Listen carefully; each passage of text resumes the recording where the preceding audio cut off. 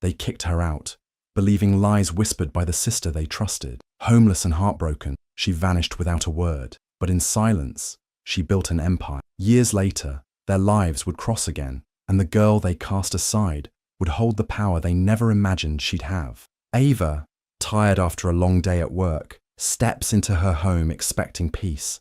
But instead, she walks into a trap. Her family waits, faces tight with emotion. Her parents look at her like a stranger, eyes watery, while her sister Haley stands ready, voice shaky but rehearsed. Without asking for her side, they accuse Ava of stealing Haley's college money. Words like selfish and toxic are thrown around. They say she's been a burden, not doing enough. No one listens. No one asks why. The air is heavy with blame, and it's clear. She's no longer welcome. They don't argue. They just tell her to go. Confused and heartbroken, Ava gathers what she can. That night, she has nowhere to turn. She ends up sitting in her car, parked under a dim streetlight. It's quiet, cold, and the first time she truly feels alone. She scrolls through her phone, but there are no messages, no missed calls, just silence. She doesn't cry. She doesn't scream. She just stares ahead, stunned. Everything she thought she knew about love and family crumbles in that moment.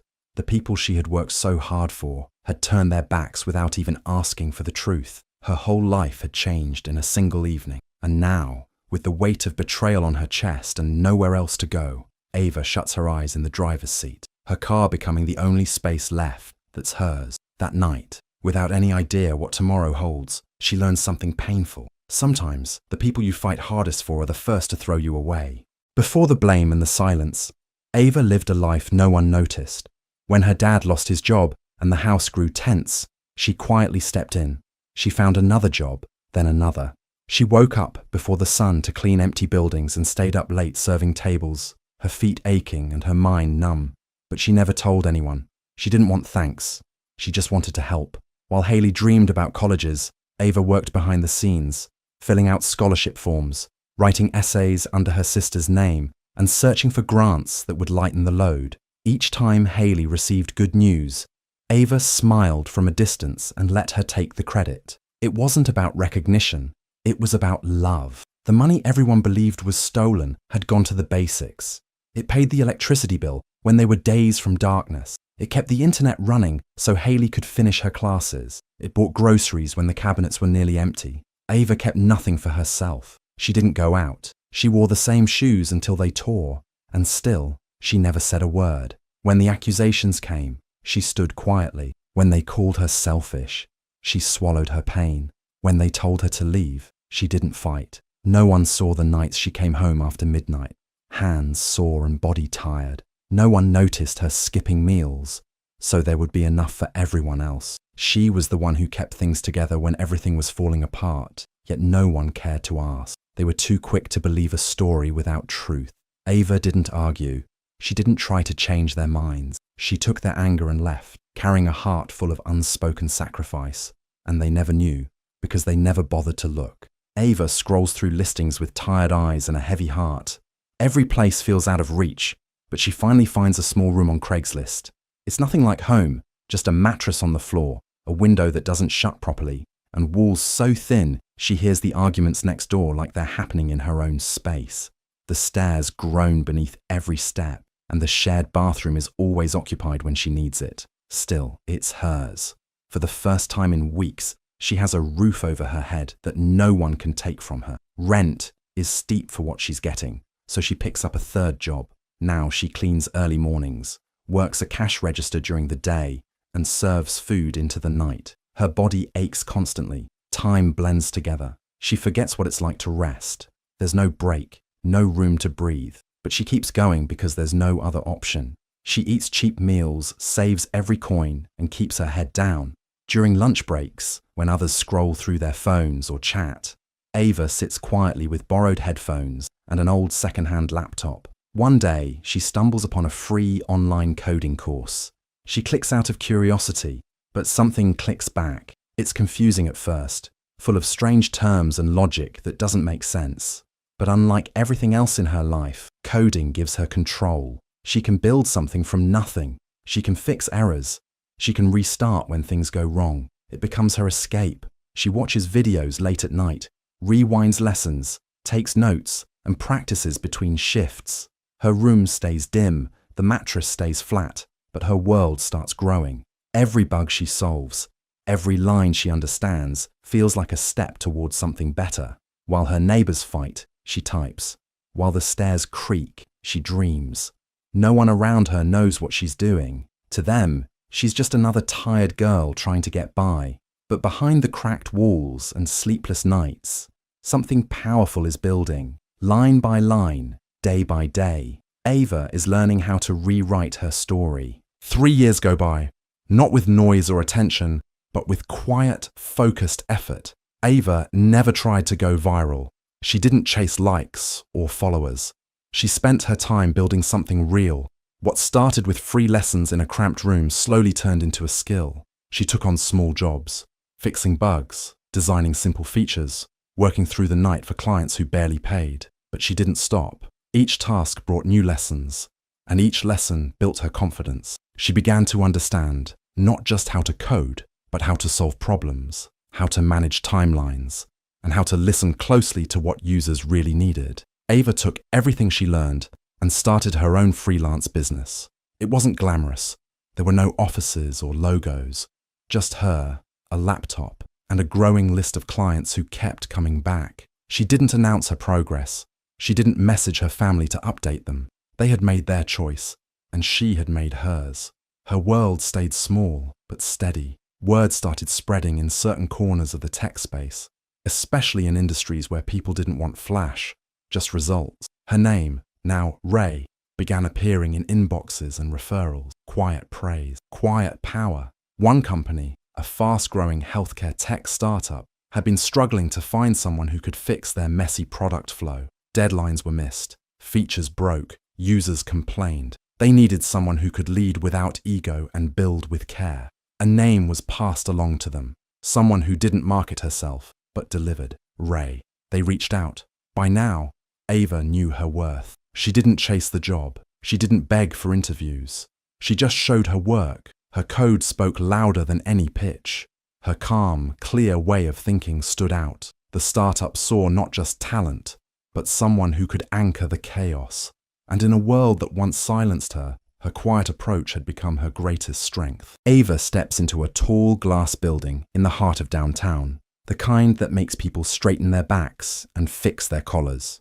She walks with calm steps, dressed simply but sharp. She doesn't need to prove herself. Her work already did that.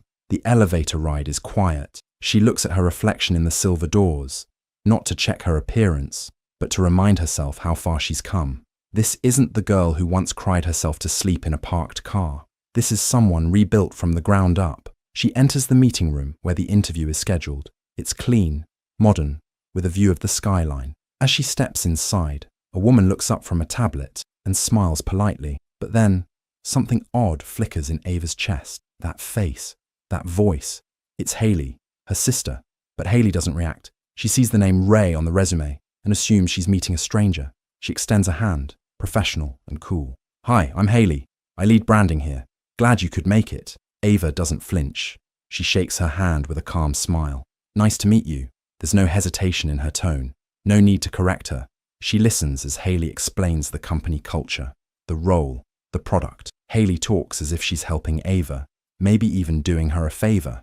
Ava just nods along, polite and engaged, answering questions with confidence, but never revealing the truth. Every now and then, there's a slight pause in Haley's words, like something feels familiar, but she brushes it off. To her, Ray is just another name on a well-designed resume. To Ava, it's a shield, a choice she made to protect herself and start over. And right now, it's working. The conversation flows easily. Ava speaks with quiet authority. She doesn't need to impress. Her experience speaks for itself. Haley seems pleased, even a little surprised by how capable this Ray is.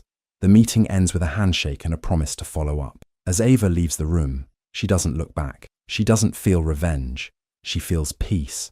No words needed to be said. The past didn't have to be dragged into the present. What mattered was that she got there on her own. She walked into that room fully herself, and Haley had no idea the woman she just tried to impress was the same one they'd thrown out years ago, and that was enough. A week after the interview, Ava receives the offer. It's official. She's hired. She doesn't celebrate loudly or call anyone. She simply updates her calendar and gets ready to begin. The new office is sleek, fast-paced, and filled with bright minds. On her first day, she walks in like she belongs. Because she does. Her title is clear. She'll be leading the product roadmap, guiding the direction of what the company builds next. It's a huge step, but to Ava, it feels earned. She spends her first few days meeting teams, reviewing systems, and getting up to speed. Her presence is quiet but sharp. She listens more than she speaks. But when she does talk, everyone pays attention. People are drawn to her calm focus, her ability to make sense of chaos. She brings direction without ego, and the team responds well. No one knows her story. They only know Ray, the woman who's here to lead. Then comes the first big meeting with the branding team. Ava walks in, notebook in hand, prepared to outline strategy. The room is casual until Haley enters. She's mid-conversation, laughing with a colleague, until her eyes land on the person at the head of the table. Her body stiffens, her steps slow, the smile fades. Her brain tries to catch up with what her eyes are seeing, but it's too late. The manager stands up and begins introductions. This is Ray. She's leading the product roadmap going forward. Haley, you'll be working closely with her. The room is silent for a beat too long. Haley's mouth opens slightly, but no words come out. Ava just nods with a steady expression, like this is any other meeting. No raised eyebrows, no attitude, just clear, steady leadership. She treats Haley the same as everyone else, with professionalism and purpose. No past, no drama, no need to remind anyone who she is.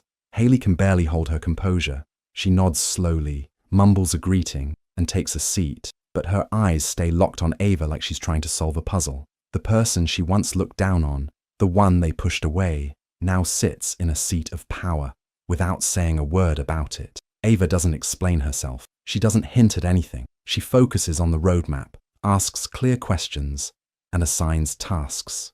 To her, this moment isn't about revenge. It's just the next step in her journey.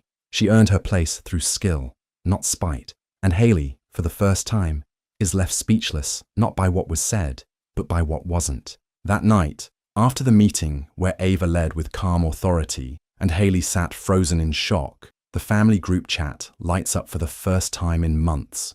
Notifications pop up one after another. The same chat that had gone cold since the day they told her to leave suddenly wakes up with bright, cheerful words. Haley told us you got a new job. Wow, one message says. Another follows quickly. We're so proud of you. Ava stares at the screen, the glow reflecting on her face in the dark. Her hands stay still. She reads every word, but types nothing. She knows what triggered it. Haley must have gone home that day with her head spinning, trying to make sense of what had just happened. And instead of saying the full truth, she probably told just enough to spark interest, enough to shift the silence. Now they all want to come back, not because they suddenly understand her journey, but because they can now see some kind of success. They didn't care when she was tired, broke, or hurting, but now, when her name is tied to something impressive, they remember her again. Then, a voice note appears from her father. She taps it gently. His voice is softer than she remembers, filled with hesitation. We were misled. We just didn't know everything. Can we talk, please? He sounds like a man trying to walk back a mistake that's already lived too long in silence. Ava listens to every second. She lets the silence settle after it ends. Then, without expression, she deletes it. There's no anger in her, no yelling, no tears. Just a quiet kind of peace that comes from knowing you no longer need what once broke you. She doesn't need their praise. She doesn't need an apology wrapped in regret. She needed them back then, when she was sleeping in a car, when no one asked for her side, when they believed the worst of her without a single question. But now, her life has changed, and their sudden interest doesn't move her. It doesn't undo the years they went missing. The chat stays unread. She doesn't answer the messages. She closes the app, sets her phone down, and goes back to her notes for tomorrow's planning session. Her focus isn't on the past anymore. She has goals, meetings, and a team that respects her because of her skills, not her last name. She's not chasing validation. She's not looking back. Ava doesn't slam the door. She simply lets it stay closed. And in that silence, there is power. A few weeks into the role, Ava starts noticing small patterns in the reports. Metrics from the branding team don't line up with the outcomes. Campaigns show high costs but low return. Documents are vague, missing details. At first, she observes quietly, double-checking everything before taking action. She isn't looking to cause trouble. She's just doing her job, same as always, with precision and care. But the deeper she looks, the clearer it becomes. The numbers don't lie, and something is off. She compares performance data, reviews timelines, and checks the task logs. It becomes clear that Hayley's work has been sliding under the radar. Projects marked as complete have gaps. Goals aren't met, yet reports suggest success. It's not dramatic, it's just lazy. And in any other case, Ava would handle it the same way. She compiles her findings and schedules a meeting with leadership. She walks in calmly, presents her findings, and lets the numbers speak for themselves. No frustration, no blame, just honest accountability. Leadership listens carefully. They know Ava doesn't bring up issues lightly. A performance review is scheduled for Hayley's department. When Hayley hears the news, she quickly realizes who flagged the issues. That evening, Ava's phone buzzes with a message from her. "Please don't do this." A single sentence filled with panic. But Ava doesn't hesitate. She replies with just one line. "This isn't personal, just accountability." She doesn't say it to hurt her. She doesn't enjoy the moment. She's simply upholding the standard expected of everyone, including her. It's never been about payback. If it had been anyone else, she would have done the same. She doesn't bring up the past, doesn't remind Hayley of what happened years ago. This is a workplace, not a battleground. The next few days are tense in the office. Whispers circulate. Hayley is quieter now, showing up on time, sending longer emails, trying to clean up the mess. But Ava doesn't look her way. She's too focused on the product, the next sprint, and making sure the company moves forward. She didn't come here for drama. She came here to lead. What stings most for Hayley isn't the review itself, but the way Ava handled it. No gloating, no digs. Just the same cool professionalism that's made Ava respected by everyone else. That kind of silence holds more weight than any revenge ever could. Everyone at the company sees Ava as the strong one, the fair one. They don't know the history behind that calm voice. They just see someone who stands on her own 2 feet, no matter who's across the table. Ava never needed to bring up what happened years ago. Her work speaks now, and the message is clear. Standards apply to everyone, no matter what the past holds. A few days after the review, Ava receives a message she wasn't expecting. Her parents want to meet. No pressure, they say, just a conversation. She thinks about it for a while before finally agreeing. They meet at a quiet cafe, not too crowded, not too loud. When they see her, there's a mix of awkwardness and emotion in their eyes. Her father fumbles through the first words. Her mother reaches across the table, but pulls her hand back before touching Ava's. The apology comes slowly. It's not perfect, but it's real. They admit they believed the wrong version of events. They admit they should have asked more questions, paid more attention. They say they're sorry for pushing her out, for not listening, for letting her walk away without even a chance to explain. Ava listens quietly, without interrupting. She hears the pain in their voices, the regret in their silence. But she doesn't cry. She doesn't rush to forgive. She takes her time. Eventually, she nods and says the words they hoped for. "I forgive you." But then she adds something that settles heavily between them. That doesn't mean things go back to how they were. They look surprised, but she continues. "Family doesn't mean I owe you access. It means I expected better." There's no anger in her tone, just truth. Later that week, Hayley shows up at Ava's apartment unannounced. She stands at the door, tears already in her eyes. Ava opens it, unsure what to expect. Hayley steps inside, still carrying years of confusion and guilt. "Why didn't you ever defend yourself?" she asks, voice cracking. "Why didn't you tell us the truth?" Ava looks at her, calm and steady. "Because I didn't need to," she says. "I just needed to survive." That answer hits harder than any long explanation ever could. It says everything. Hayley sits in silence, realizing how much Ava had carried alone, how much they missed, ignored, or chose not to see. Ava doesn't offer hugs. She doesn't make promises. She lets the silence fill the space, because sometimes the quiet is where the truth lives. She knows now that not every wound gets stitched back together. Some things heal in their own time. Others don't need to. That meeting isn't a beginning. It's not a reunion. It's simply a moment of honesty. Ava knows that moving forward doesn't always mean bringing everyone with you. Some connections are better left soft and distant, without resentment, but also without closeness. She walks Haley to the door. They share a long look, one that says more than words ever could. And then Ava closes it gently. No slam, no drama, just peace. Closure didn't come wrapped in big gestures. It came in choosing her boundaries. It came in knowing she didn't need to prove anything to anyone anymore. And in that quiet strength, Ava finally felt free. Ava turns the key and steps into her new apartment. It's quiet, warm, and filled with light from the tall windows. The hardwood floors shine under the soft afternoon sun. For the first time, the space feels like it's truly hers. No roommates, no shared walls with strangers, no borrowed corners of someone else's home. Every detail inside is something she chose, from the simple kitchen table to the soft rug in the living room. Her name is on the lease, not someone else's. Heron alone. She walks from room to room, taking it all in. The silence is comforting, not lonely. She can breathe here, think clearly, rest without fear of being judged or questioned. This isn't just a new address.